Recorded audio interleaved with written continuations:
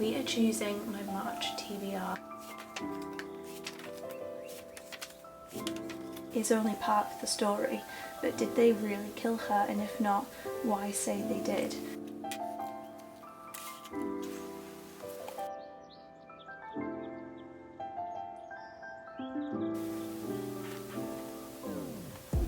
Oh wow, look at that art. That's kind of scary. Hello? We're sorry, the number you have dialed is not in service at this time. Hi you guys, welcome back to my channel. Today we are choosing my March TBR. Now, here we have my books. I'm going to move my books here, the ones that are on my physical TBR, into a more accessible place. We're going to choose the books that I would like to read in the month of March. I did think about using my TBR jar again, but I would like to have more control this time round because I didn't get round to reading some of the books on my physical TBR, so that's what we're going to do. Books that are not on the pile but I will be adding to my physical TBR is Saving Six and a library book, Shroud of Evil by Pauline Rowson. I started reading these in the month of February and I'm going to continue reading these in the month of March. So because we're on Saving Six, I'm not going to be reading Redeeming Six because that would just be too jarring to jump straight into the next book. For some people it would work, but for me, I'm actually struggling to get through this book more than what I thought, so I think we're going to take Redeeming Six out of the options. Another book that was from the library that I would like to get to is All the Little Liars by Victoria Selman. This sounds really good. The back says, California 2003, a 13-year-old girl disappears from a party at Carlsbad's Turtle Lake. Discovered on the trunk of a nearby cottonwood tree is the word liar graffitied in blood. What you know. 3 teenagers went to the lake that night, but only 2 came back. Later they confessed to murdering their friend. Is only part of the story, but did they really kill her, and if not, why say they did? So this sounds really interesting and I do really want to get to that, so I'm adding that to my pile. Another book I have started reading and really enjoying is The Keys to Streets by Ruth Rendell. This is a really realistic, gripping fiction book. You start off from the dialogue of a man who's basically a mugger and he steals from people's houses. His life is not looking very good at all. And then we jump to the perspective of a woman who's just getting out of a bad engagement, and she basically counts herself lucky because this guy is not what she thought he was. And that's what I'm up to so far. It's a very interesting read and I have annotated some of it so far and I am really enjoying it, so I'm going to add that to my pile. Another book that we did have on the TBR from last time was The Beachcomber by Josephine Cox. That's hard to get to and I'm not really in the mood for reading that, so I'm not going to read that. But what is jumping out to me right now is Daniel Deronda by George Eliot, so I'm going to see if I can get to that. This is a classic. It's a very long book, but I am super curious to read it, so I think I'm going to add that to my TBR. Something else that's jumping out at me is Mansfield Park by Jane Austen. I was just watching Katie's reading and she was reading Sense and Sensibility, and that got me thinking about my Mansfield Park book that I haven't read yet, so I'm thinking maybe I'll read this. That might be fun to read in the month of March. It'll take me a long time to get through because the font is tiny, but I do really like the edition that I have, so I'm thinking I'm going to add that to my pile. So we have so far 6 books on the TBR, 2 of them are library books. What else is jumping out to me? Another book that was on my TBR is this one. This was on February's TBR, The Last Temptation by Val McDermid. I am curious about this, but I don't know if it's jumping out enough for me to add it to my physical TBR.